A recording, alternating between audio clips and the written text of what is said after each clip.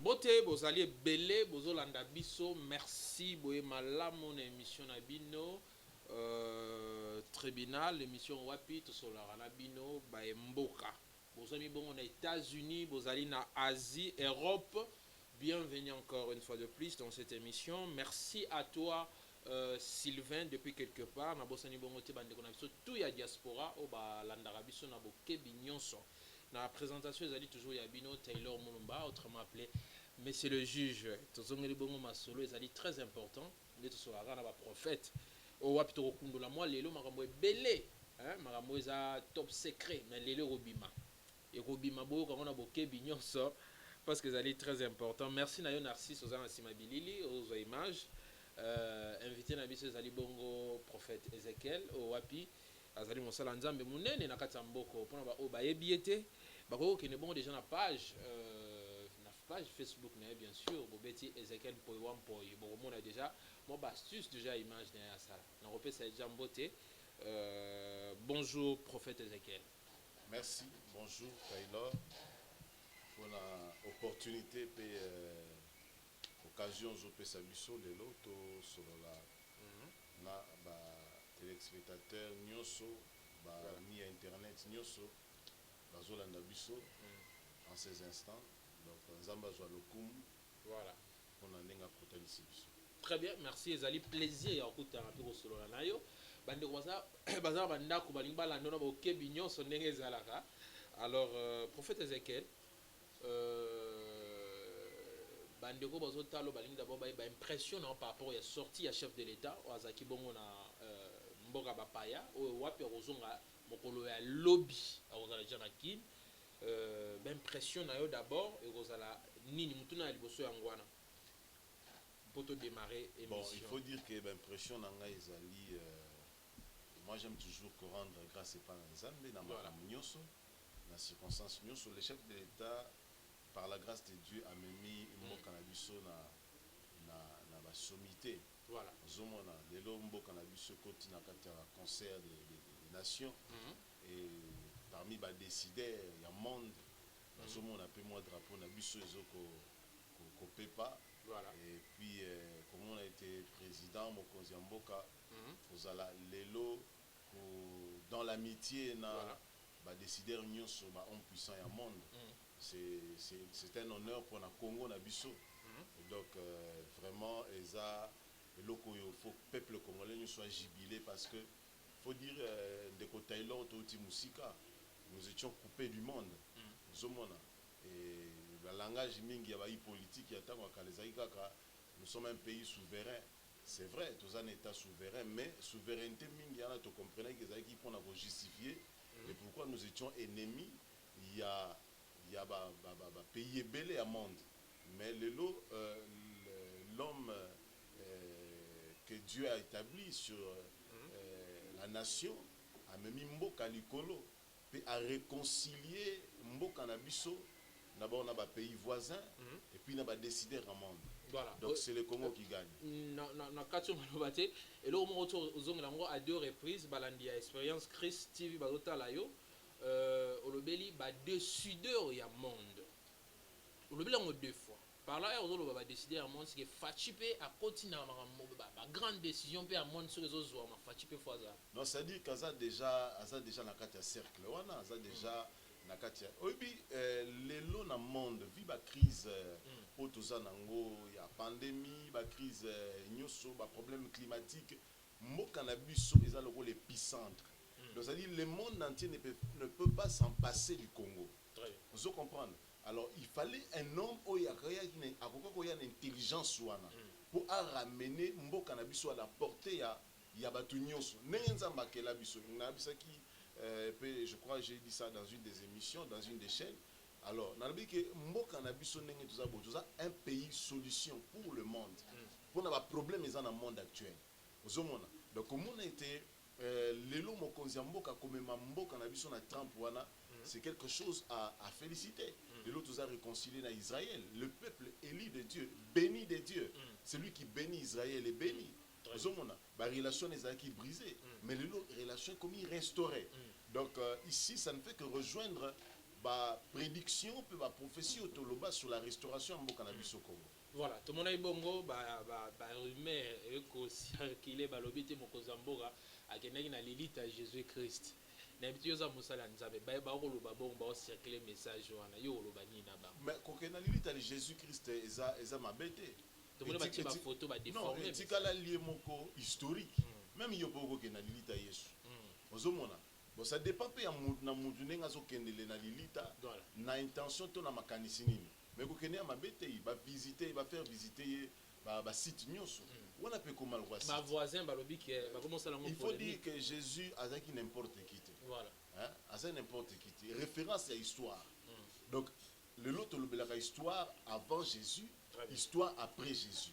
Donc ça dit que ça référence à l'histoire. Voilà. Donc ce que même quand même la tombe bisika ba kenda ko chakor na ye. Ça essaye logo il y a qu'on négligé Jésus, ce n'est pas n'importe qui. Voilà. Donc voilà. Très bien, merci.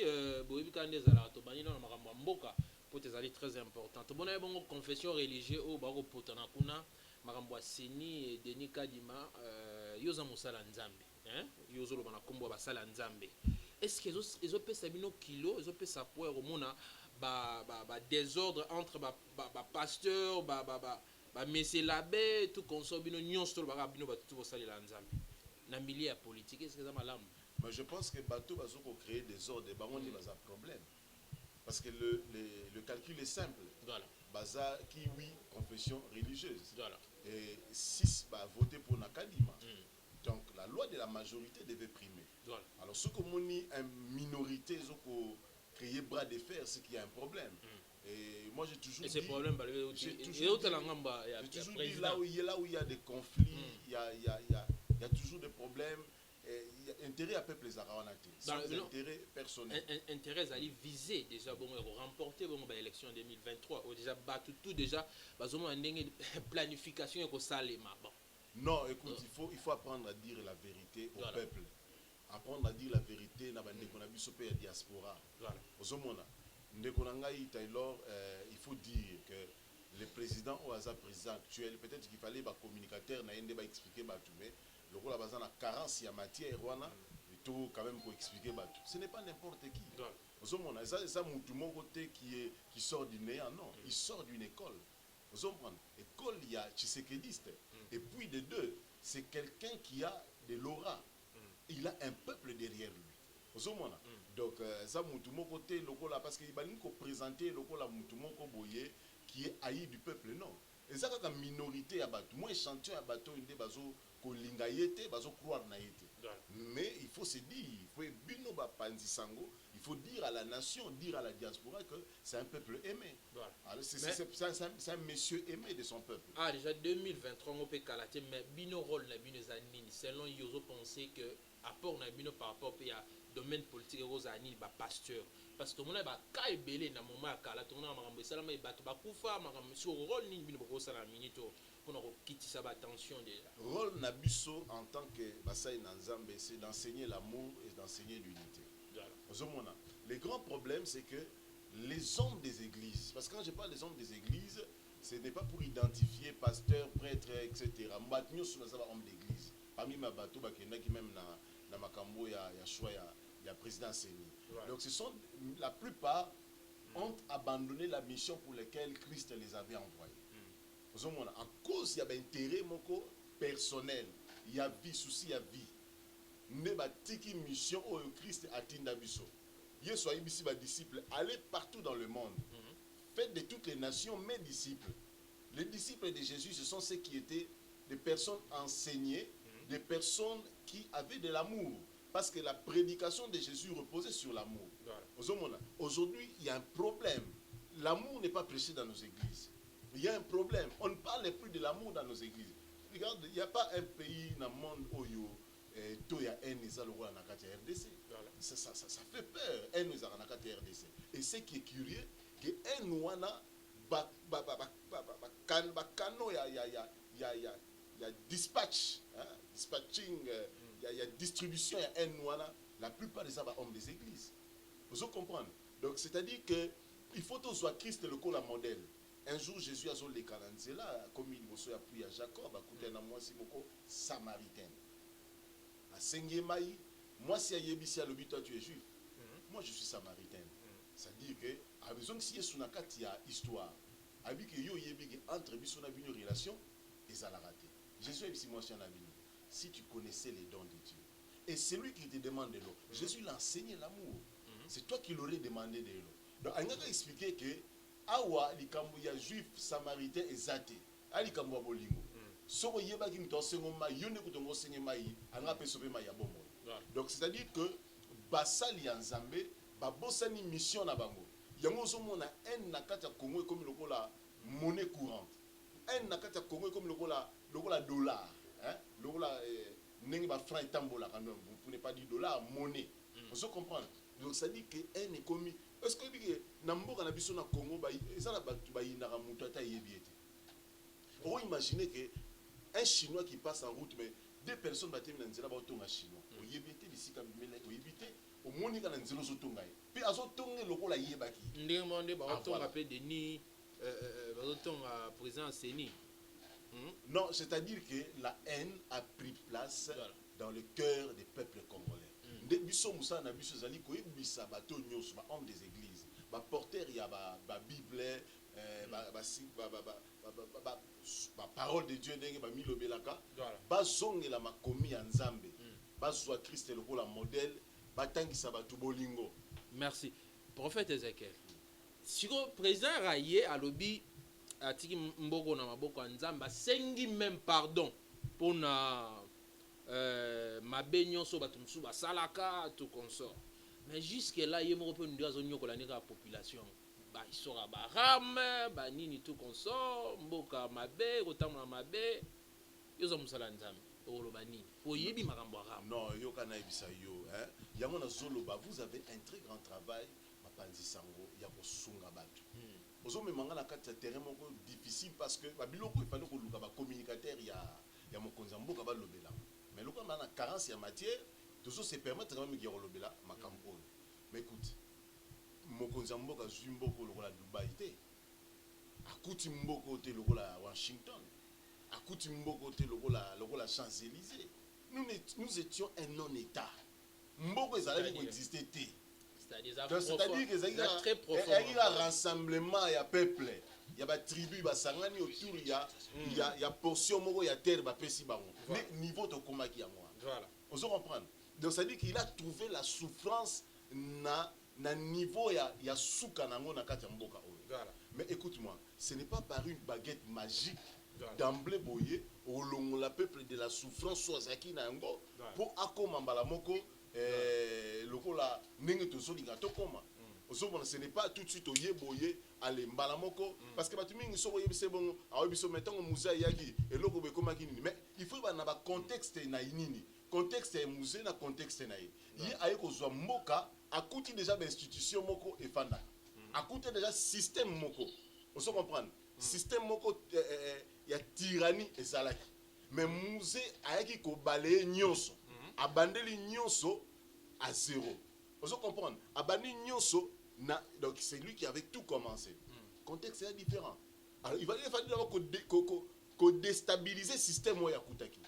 Enfin quand ce système moko ya sika est-ce qu'on déstabilise le système ya kutaki delinga rolobake non voilà biloko ekitate ba ya na ba makambo arame population comment ko souffrir mbongo ko difficile même dollar et mata na lobi même bato bazola ta soudan lelo soko pesier mboka na biso Congo na makambo nyonso zoloba peut-être que oyo jusqu'ici au mokonzi mboka sali ba sala moté mais il faut reconnaître que cet homme a beaucoup fait pour la mboko lelo to komi valoriser biso soit occasion na ngolo nzambe kotambola quand même mikili bele ya monde oyo passeport na biso nga na biso mususu nazo kita na Casablanca boy nazo kita tout ça qui en tout cas je n'avais rien de moi ce qui a compliqué mais ba tchenga na l'écart parce que na présenté passeport moko congolais c'était ça le congolais faut raisonner les ba komi ko contrôler sac on a même qui sac na ngana kota ki na ngana avion contrôler ngana bisi monsieur mais vous cherchez quoi parce que na leki na ba scanner nyonso nya rien atali pe loko ça te azu passeport nanga azongisina mais lelo ya subongo te donc mutazo mona passeport congolais azo respecter yo respect wana c'est déjà beaucoup. Voilà olobi ebele toyoki o mesiko tozana makambo nyonso baram na ba anglais ni tolo baka ke ezali l'état au sala musala na e. Bon, likambu ya ram, moi je dirais, et ça le coup des domaines moi on a ko maîtriser penate, mais il y a la plupart des pays belé Europe, Voilà. et ça qui construit na ba impôt, ba taxe. Biso ce qu'on a Congo, on a culture wana. Congo ezali culture mo ya ofele. Vous comprenez? Culture au Congo mais ça na Congo la linga gratuité. Voilà. Vous comprenez? Alingi gratuité na nyonso. Vous comprenez alingi kolia gratuité, alingi kolia gratuité ya kobala, alingi gratuité ya osoma mutu, ya kozwa mutuka, gratuité ya kozwa ndako, yango moni batebele, soki na boma babeli liboma po balingi gratuité. Donc osaka musala te, okeka mango luka kisi ya mbongo. Bon osaka obeta bale te, okeka kisi ya football. Vous comprenez? Conséquence ni keta ba na boma mingi enrôlé na kati ya folie. Vous comprenez? Donc ça dit que ça c'est la culture au Congolais à il aurait fallu ce qui ministre ça qui n'a besoin de monsieur conseil na biso qu'on senga ba communicateur na yé besoin de temps, fallait prendre d'abord du temps, peut-être même 2 mois qu'on enseigner na ba chaîne nationale c'est quoi le taxe, c'est quoi le RAM, aux 8 ans qu'on enseigner à nos peuples à comprendre. Et le na Congo ba kangaka mutu roulage azo kanga mutu na likambo yo mutu ayebite ka za infraction akangi yo kaka ndengwa so yepe eloko akangula yebite ko so changement de bande na kangi yo l'accès mikanda l'accès logo boy non je crois qu'il fallait plutôt quoi instruire mutu pour la première fois monsieur au monde ngotambola ki kotambola boité prochainement fait ceci deuxième fois vous a roulage aux aranzela ko sala boité troisième fois nous ko interpeller mutu. Donc il fallait enseigner na nous battre. OK. Vous comprenez batu ba yeba. Mboka oyo il faut taxe ezala. Il faut ba biloko na ba impôt, il faut culture na kota na kati ya peuple congolais. Congolais longola na kati ya mentalité na esprit ya gratuité. No mona mobali soka lingi mwasi senge mbonga beti liba. Abi okomi ko exagérer comme matérialiste. Je n'encourage pas les femmes au basala en exorbitance. Vous comprenez? Mais parce que Congola mais ça ne loko wana te. Congola lingi loko moko ya gratuité, il y a rapide. Voilà. Vous comprenez? Donc c'est ça le grand problème. Il avait fallu que à communiquer na peuple. Ram eyebo spontanément malamoko ba moka tabatu ba. Non, yo mo posa no conscient que ça ngo ndi basala ngo rapide on est bien te. Te basala ngo bien te parce que yeka ka brusque. Malamoko ba komi ko kata ba crédit mais muto beta li ba kote ndenge. Pour réflexe ali bosse ko yela muto bine te c'est du vol. Parce que expliquer nga été zo kata na crédit et puis bon kata ngo belé mon frère. Voilà. Il faut s'attendre sous un mouton na mbongo. Voilà. Nous on a pour crédit que. Très bien. Donc c'est ça le. Merci beaucoup. Toujours continuer bande ko ya expérience Chris TV. Alors tout le monde a bongo bokechu. On s'attaquer déjà na bande ko déjà ya ba kimbangiste et puis bokechu d'abord à respecter le chef de l'état azolo ba insalité, azolo ba n'importe et puis en plus c'est que ça bizarre ça que même la ceinture il y a chef de l'état, même la présidence basa la quel côté. Donc moi je pense que pour Ndekonabiso Nengozotanga wana il faut usambela pona. Aza milieu mabé c'est non, il faut que ça la rapa muta milieu mabé te. Ba usambela pe mona muto aza ignorant. Voilà. Vous comprenez? Donc ça dit il faut prier pour lui, il faut kolingaye, ko prier pour naye, nzamba sima mutema naye à comprendre c'est quoi le combat. Vous comprenez parce que na 21e siècle na 3e millénaire il faut un combat aux luka soit il y a libération ndenge balobaka libérer Congo il faut la baser sur des valeurs vous comprenez yozo comme moto que expliquer ça descendant ya Simon Kimbangu mais sur temps historique ya Simon Kimbangu au monde la violence na kata ya vina été otika le monde a été que Simon Kimbangu azaki na ba acharnement to na ba vie insulte mais yoza descendant na yo on a que ça avec ça c'est quel peuple c'est ça compliqué c'est ça compliqué vous comprenez et le ko la biso to ba to bana idi na bala vous mona idi na bala ba to ba idi na bala c'est lui qui le père des réveils en Afrique centrale vous comprenez idi na bala bandi ministère na bikamo a succès na bikamo bo biso pe le ko la bana na de nous sommes melinga mutu azomona te sur place na besoin ko ta retraite na kombo Yesu a omona vous mona. Nous avons l'onction de notre Père. Nous connaissons l'Élohim de notre Père. Vous comprenez? Alors, c'est ça le problème. Il faut bailler, bamona kati na yo vraiment qui mangiste. Qui mangiste vie na peut-être boye barate vie qui mangiste qui vit mo lié na ba miracle. azaki muto ba miracle ba prodige ba makambu ya minene belé. Il fallait plutôt bino oza ba descendre ba mona biloko ndenge wana. Mais bino zaka fumo kimbangu ofingi. Fumo kimbangu o lobby boy. Mingi nzongela na boketu ne plus. Selon yusko zo mona ndenge pona ngai na azande ko na lingi mingi. Eloko na osenga kaka na batu ba kosambela pona ye. Kosambela pona ye basambela ka pona mutana bilimo mabete basambela pe na muto aza ignorant. Il faut sambela pona ye. Zambo asimba mitema batu ayebine na ko campagne. Voilà. Donc pour na ceux qui wana pour na likambo bokecho donc zamba simara motema na ye. Mais au sein de la bakonza mboka baso ki pepe na ye parce que ben insulte wana pe comme le niveau.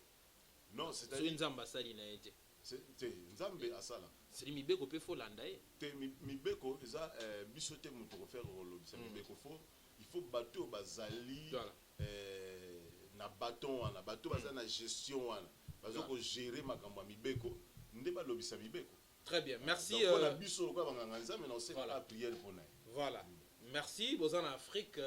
Merci pour l'assistance. Il y a Ndekonabiso, Jessica Dipo, P. Bijou, Azali et Longonabiso, Nabosanite Bongo Cynthia. En tout cas, Bambote, gros bisous, Nabidon. Nous allons continuer, nous sommes au niveau Afrique, Bozan Europe. Nous continuons Bongo Magamba Bonzambe, Magamba Bonzambe. Bon, bah, le prophète Ézéchiel, les Camerounais, nous s'est passé entre Mutombo et Deniles. Nous avons Moko Yaba, Lingomba Wana. Est-ce que les malam Deniles à se permettre comme un fin à Mutombo? Toi, le Bama Benaï. Est-ce que Mutombo a un niveau naï? Kofinga ezali malamu te na kati ya lotomo. Christ a tiqué la biso mission wana te. Ozomona ba mutombo ce sont des gens au basali musala ya munene na kati ya mboko. Le misala ezomonana ezana bato belé bandimela kaye, ezana bato belé balandier pe balani nzambe na ye. Ozomona ndeko na biso pe kuna Denilesi aza muto pasali musala munene na kati ya mboka oyo. Alors eloko ngana kosenga na ndeko na biso azala quand même courtois. J'avais quand même aimé parce que à l'obi ba bengisa ki na parquet ba faire voir ye makambo yo ba ndeko reprocher ye akuta ki plainte te mais procureur comme un père de famille ameka ko talisa ye makambo pe lo lenge ni ya otambola senga ki pe bolimbisi. Donc je crois que son dossier est déjà clos. Na évité ce qui a ko sala sous le lenge wana. Mais dans tous les cas je sais que problème est exemple nini soit européen ça là-bas au puis bazo bimapé na école de formation pour ba comme apé bongo ba cambia ba église hein surtout au makambi et là on a senga na basali nzambe nyonso parce qu'on a répondre dans cadre moko général voilà que basali nzambe nyonso photo zala modèle est-ce que bi que lelo bato ba kuna difficulté à la même na nzambe toté ya les lots comme même la difficulté parce que comme sous se présenter le rôle prophète ils ont le sonité mais à cause il y a abus il y a battu belé ou précédent qui biso les robes ne soit tant muquette ça dit bazana bateau bazo sentir tous ne sont pas mauvais surtout comme un prophète ça existait et ça les lotés même dans temps de Jésus il existait des bars Jésus vous comprenez donc ça dit que c'est la loi de l'équilibre il faut qu'il y ait des faux pour na ba frère bazala il faut ba frère bazala pour yo benga ki waza vous comprenez mais la limite ba ndeko ba s'inscrit quand la liste va faux vous comprenez il faut to aider ba génération parce que lelo ba génération il y a ba jeune serviteur et belé ba komi awa ba musu ba mo benga bango so ba benga bango so kina ka so ba jende so ke lokoni ba vous comprenez tout ça il y a l'eau des hommes de Dieu qui sont venus et ba yé na vie moko boyé il y a légèreté na kati ya makamanzambe comme si makamanzambe ezaki makamoko ya ba aventure au makamanzambe ya makamoko sacré vous comprenez et makamoko il faut que soit avec beaucoup de tremblement les makamoko soit na ba légèreté les gens qui aujourd'hui bazolanda basali ya nzambe ozomona ici il faut dans le cadre général parce que ici ezaka ka ba pasteur ba prêtre pe bana kati et ba pesi ba toute difficulté ya rolanda nzambe oyo bazosimbela ekulusu ya nzambe bazosimbela bible vous comprenez à cause ya comportement na bango parce que bazomona amour ezate mutu azoloba yo zote ya yesu azoloba soki ya landi yo donc c'est dit un wana et osala transfert amona kat no un impudique numéro 0 donc soki alandi azo raisonner déjà que ndenge eza wana bo et s'il na ba nièce ozala problème vous comprenez likamwana donc c'est à dire que il faut que luka kozala modèle comme Christ azala qui modèle qui est cet homme de Dieu oya ko loba lelo imitez-moi comme j'imite le Christ il y a la phrase soki mutu alobi yango lelo faut applaudir. Très bien, mais vous comprenez voilà sikoyo nalingai naloba boya me mosala nzambe bandeko bazolanda na bokebi nyonso oui makambo nyonso oti koloba bandeko bayoki yo mais bongo mpe baretenir quelque chose mpo emeka kobongola mpe mitema na bango oza mosali ya nzambe yebisa biso badelivrance fo esalama ndenge nini mais pourquoi basi bakomi koyokela baprofete koleka même mibali na bango moko ya ndako bon basi bazokela baprofete koleka mibali na bango ya ndako délivrance fo esalama ndenge eza kaka kozanga koyeba bamosusu mpe soki balandelaka basali ya nzambe koleka mibali na bango peut-être eza cause ya comportement mobali azokoaffichele ye peut-être aki kozwa refuge pa mosali ya nzambe mais moi je pense que mwasi aza na mobali na ye baza bato moko il faut koyokela mobali na yo il faut kotosa mobali na yo il faut kolinga mobali na yo kolinga te kozwa vino mobimba oke korefugie yango epai ya mosali na nzambe mpo qu'en retour mosali na nzambe azwa définition mabe epai ya mibali na bino wana eza malamu te. Bible lobi celui qui prend pas soin de sa famille est pire qu'un infidèle. Il faut d'abord dans ta famille, il faut d'abord ton mari. Vous comprenez eza basi mosusu komona boye mobali na servaka ye te mais so mosala nzambe ye akosomba ba désinfectant akosomba mais mpona mobali na kosomba désinfectant akosombolisa maboko ata na mai ya bilamba. Vous comprenez mais mosala nzambe akosomba ba désinfectant akosomba biloko ndenge na ndenge po yebi na dadi azoya dadi va venir mais aza na dadi original na ndako azo négliger. Vous comprenez le bitongo makambo ekoma comme le nzambe oza petit kingai nzambe oza wapi olobaki nini mais tant mobali akobima libanda comme na vie ya mobulu yo moko eluka nzambe libanda non mobali akekoluka mpe refuge ndenge okeluka refuge pa asala nzambe ipapa dadi ye pa akekoluka refuge. Alors c'est-à-dire que les femmes doivent comprendre leur rôle. La Bible dit la femme sage bâtit sa maison, c'est l'insensé qui la renverse. Vous comprenez le dadi ne vient pas en avant-plan parce que makambo mobali nazopesa dadi akopesa yango te. Vous comprenez dadi akopesa yango te soki lelo soki yokomi kozwa dadi koleka c'est vrai qu'il faut respecter dadi. Vous comprenez qu'honorer ye na qualité na ye mais mobali na yo celui qui te donne tout vous partager vie même na l'esprit. Vous comprenez vous partagez ensemble donc tu dois beaucoup du respect envers cet homme. Vous comprenez mon doit sali que statut n'avait changé va benga aux femmes. Vous comprenez va benga madame va respecter va honorer yo pardon il faut que honorer. Vous comprenez une femme sage doit bâtir sa maison. Si ko faut tes autres tapant entre en moto le beza très important bande ko limbisanga makambazo le beza très important faut tes autres tapant na bino ba prophète tes autres tapant basia mabala donc ce que faut tes alliés et ça partager. Vous comprenez partager na sens ni basali ya nzambe faut ko enseigner basi lo lenge nini yako ya kozala muna basala nzambe azo ko enseigner moi sika ba insécurité ke bana beau frère ke bana belle sœur maman bokilo keba donc yo mosala la seule parole yela ka mwasi ya mwana maman bokilo papa bokilo belle sœur keba bo ba camarade et tout ça. Vous comprenez mais il y a des choses qu'il faut enseigner hormis ba biloko il faut enseigner moi si deni ko vana na ndako il faut enseigner moi si rôle nini azana na ndako parce que tu sais la femme dans une maison azali aza mystère. La femme peut amener la mort dans la maison et la femme peut apporter la vie dans la maison. La femme ce qu'elle a décidé à ça le loma père ça loma oui muta a découvert l'alliance ya nzamba sala na Samson c'était la femme. Muta sala que Samson onction azali na ngwe na ko bundisa bato ko isa bato ici là c'était la femme. Donc la femme azana ba qualité moko ba valeur moko nzamba pesa ye. Alors ce qui est moko ebiko exploiter ngote c'est à l'homme de Dieu de l'enseigner. Au lieu d'enseigner moi si na ba insécurité na kata libala na ye. Keba mobali na yo so mobali ko mosonga reta c'est que nengeza boy ce que moni azongi reta le azongi lobi reta nengeza bo ko servir yete. Nengeza so servir ye au mesa na mabe. Ba seulement ba tozo zo yango. Et bah si ba commis carrément ben poli a juste quoi affection ne se pas pesa pa mobali na yake pesa mo dadi. Vous comprenez allez dadi ce que osenga n'a besoin au s'aimer autant.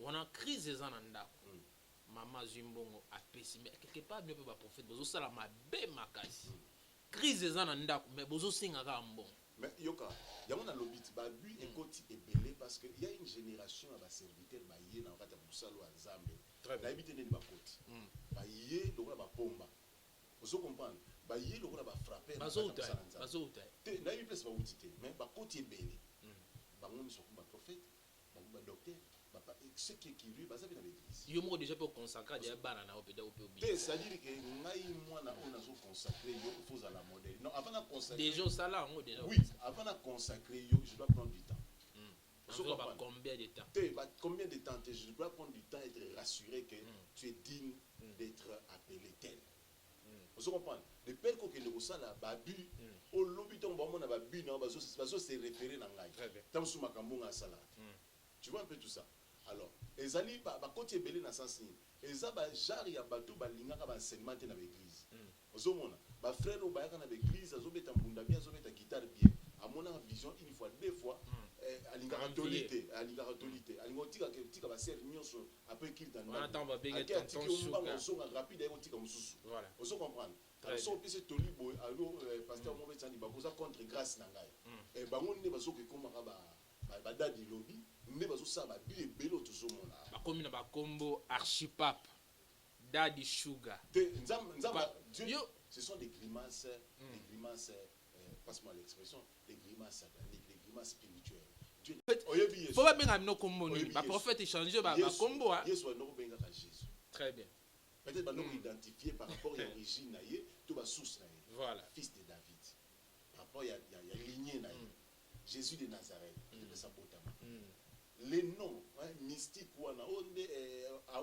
ouragan o le fait dévorant o nekolobi Daddy Sugar et ça n'a pas vanté spirituel ça n'a rien à voir et Dieu n'est pas dans toutes ces choses. Non, Dieu n'est pas dans toutes ces choses. OK, même à beaucoup consacrer à ça rappelle comboté. Beaucoup consacrer à ce commoné. Quand commono, ce commoné zaki héritier quand commono. Parce que le Cameroun ne comina ba bilamba ça dépend, il y a des fois où Dieu peut te demander, Dieu peut faire que Moutou va changer au combo. Très bien. Mais il y a des choses où Moutou quand on a commono na nzamba. Voilà. To moni ba bague, bokomo la ta bague, bokomo la ta chaînette munene.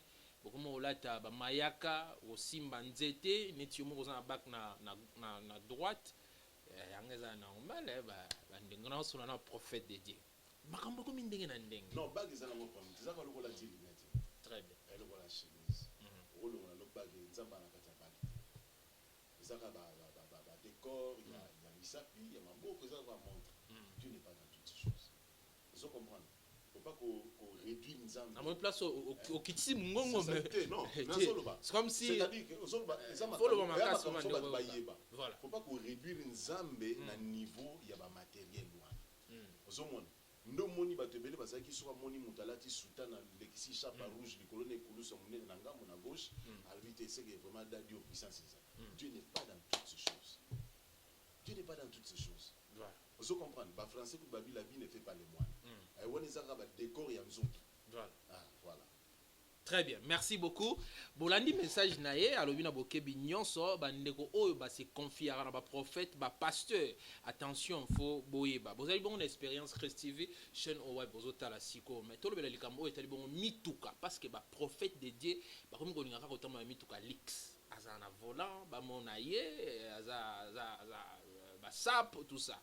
Est-ce que yebisa biso un pasteur un prophète faut la modèle ndengini en fait dans l'ensemble faut année non moni kota mona mutuka na bete mutuka za moyen de transport bolingi mituka catch te bolinga ya lix yokana bisa za moyen de transport voilà ça dépend na mutu selon guna ye a sepeli kolate na yango to ko memela mutuka na lolenge ni et puis je vais te révéler une chose obi Yesu Christ soit avec na tana biso très bien hein peut-être que les lots bangala ba Yesu komi panta obi Yesu nga kota na Jérusalem hein fala kota obenga entrée triomphale il y a Jésus na kata Jérusalem a ebisi ba disciples mo ke lukela nga punda o mutamatela te da sai punda mutamatela te ba mo na ye na ba poa na ye nyonso punda o yemo ka préciser yemo préciser o mutamatela nga punda mais oyo mutu amatela te surtout actualiser mo lelo que Yesu azaki na tango de langa ba boke na souci ba tozo na Range Rover évoque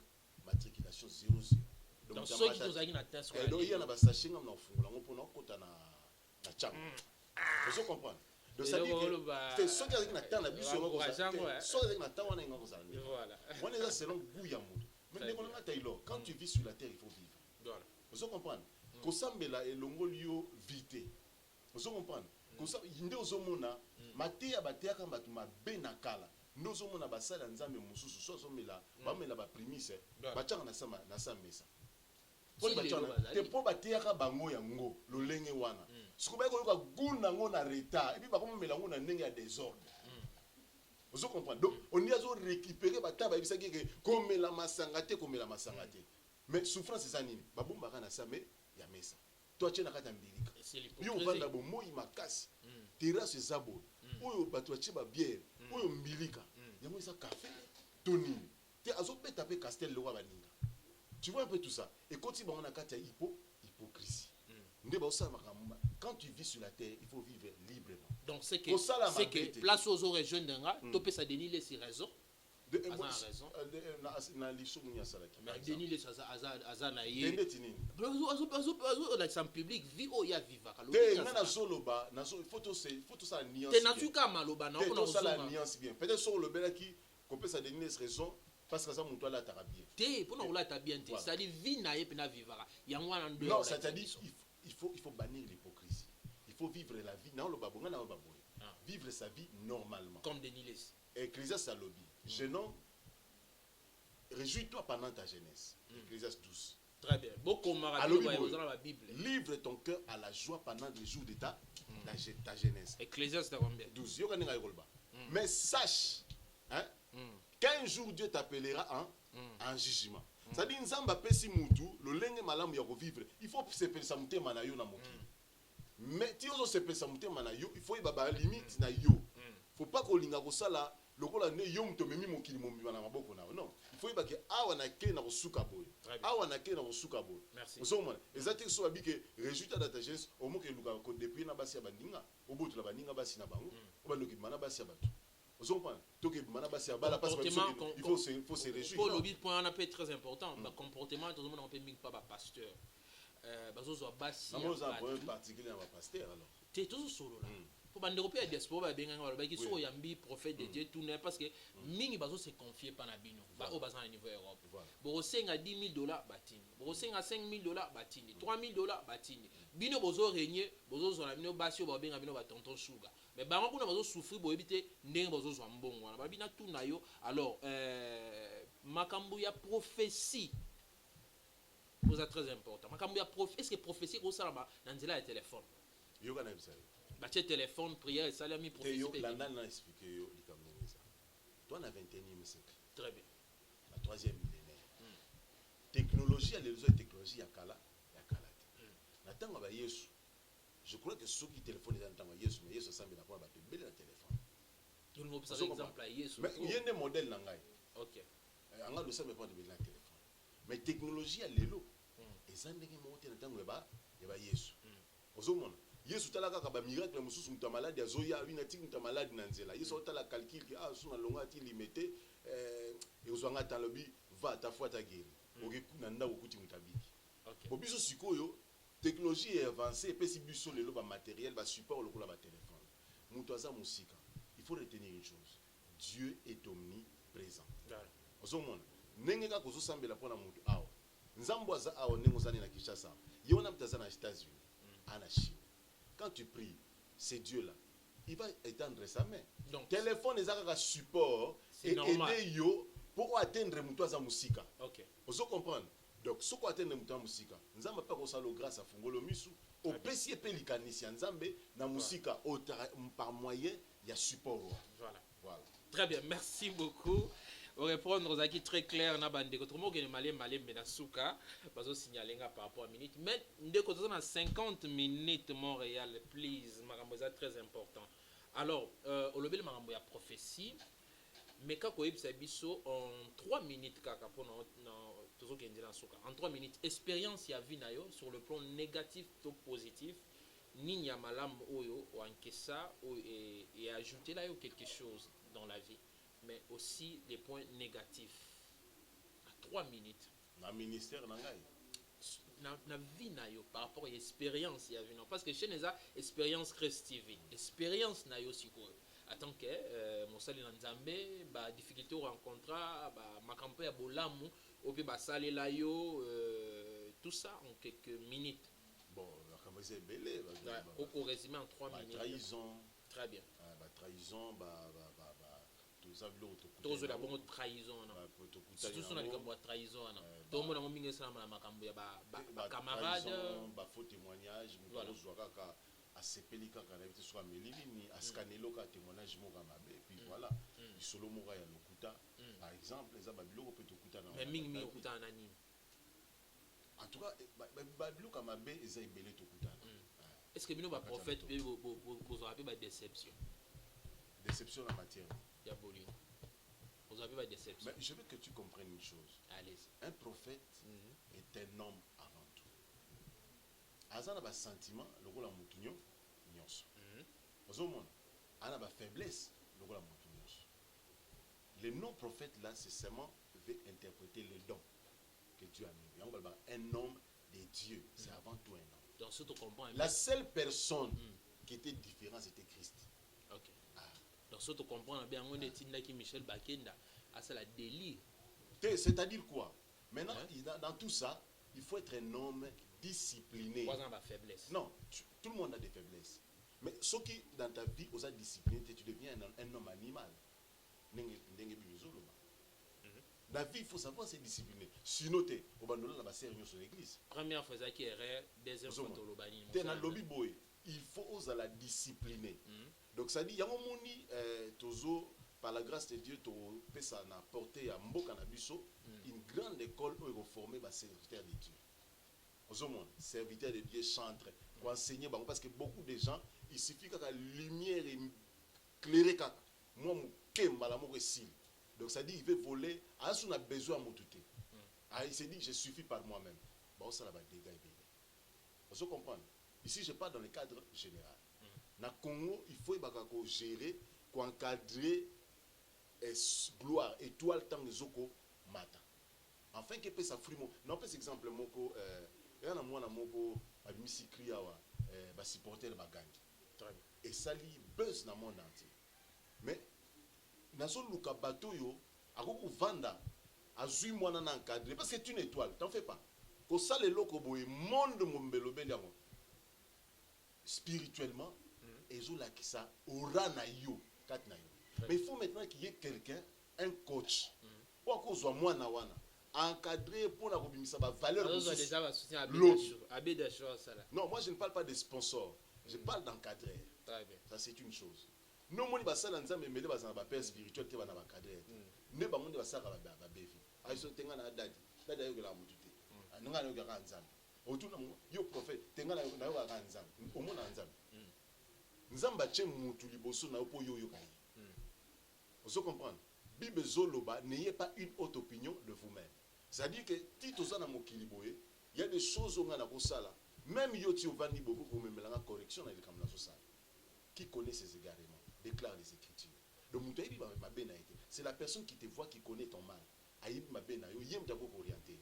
Mais ce que badadi ebele ba bimi mikolo yo ba lingi tolite badadi on ba père spiritualité ba aussi bazami na ba kisi te yamo na lobiti ba père spiritualité ce que ba komisi makamwa nzambe pai na bato azota na bango lokola aventure est-ce que ebiki na kutana mutu moko abengisinga na église na ye ozomona ayibisinga lobi ayokinga na sango kaka lisolo abi oya na église na nga mena na couple moko babelaka mais nga déjà na sina yebisi bango bobiki biki mais na zo l'excellent nga era ndengwana yo pe soko ya yebisa monga basi babiki na boya ko kene na église wana effectivement likolo eloko nga biso nga na osambela pona ba po babika mais soki eza pona ko yebisa bango ke bosi bobiki ndenge zo saisa bango ba aventure wana je préfère ne pas venir prêcher.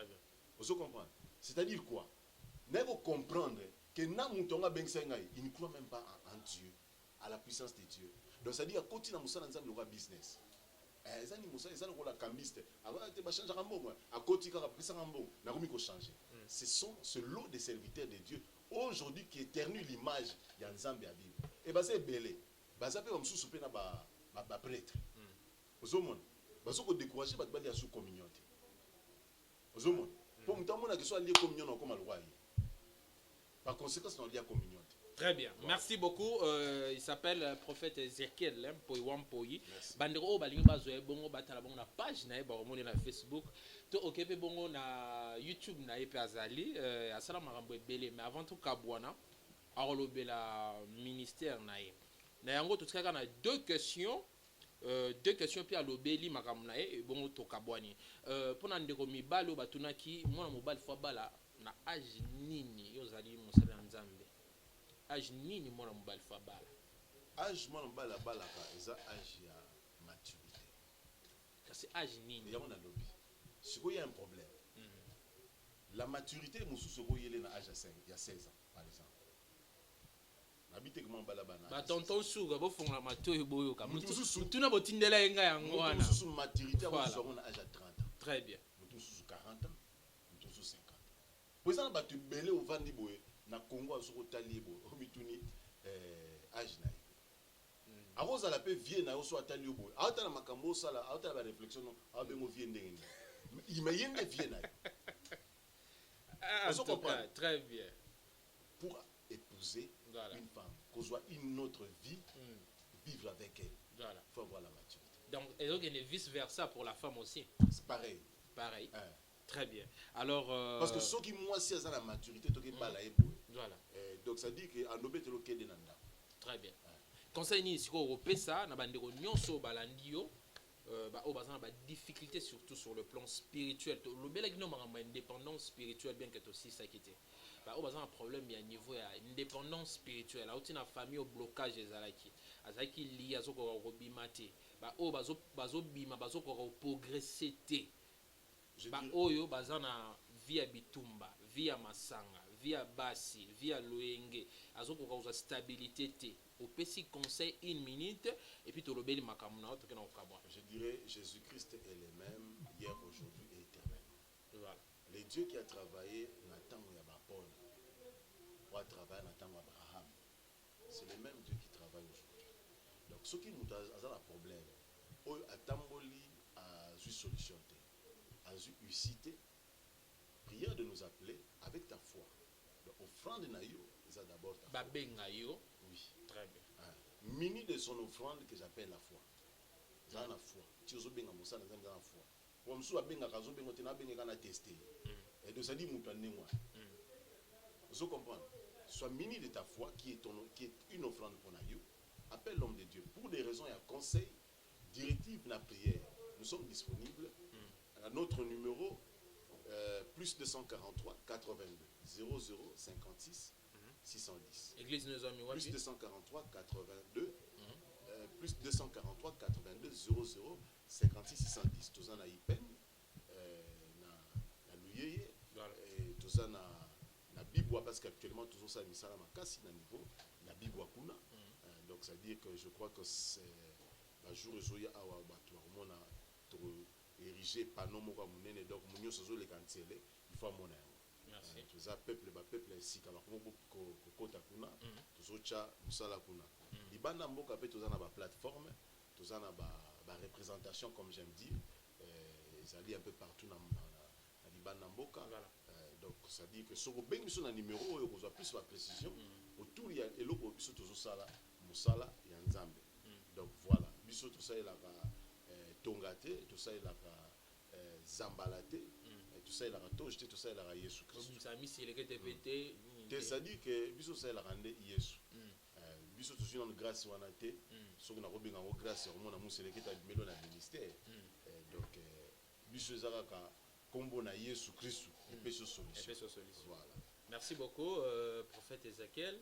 Alors conseil na route falo pesa na basi nyonso bo pesi ya moté mais déjà comme na suka na habité basi yango ba koyina ngai basi on a opesa bango basi envier zinde to lobela kilo eza mabe c'est pas quoi envier eza mabe basi nyonso na osenga na bango bazala ba femme sage ne bibelobi la femme sage bâtit sa maison et puis na osenga na basi nyonso o bazolanda ngai il faut qu'occuper papa malamu ko confondre papa na dadi na yote dadi église aza juste pour na makambo ya spirituel mais makambo ekomi lié na nzoto ya ndaku pe makambo spirituel musu parce que ça na basi musu bala mbali pa yebinzambe ton mari ensemble beaucoup ko résoudre donc ozwaka te dadi okomi si le rôle seigneur au niveau que la mobali na yote yo que la rende dadi tu pêches parce que Bible lobi c'est lui qui prend pas soin des siens et pire qu'un infidèle et de yozo kanisa ke no sala bongo okota bokonza likolo ato sukula ka chemise a dadi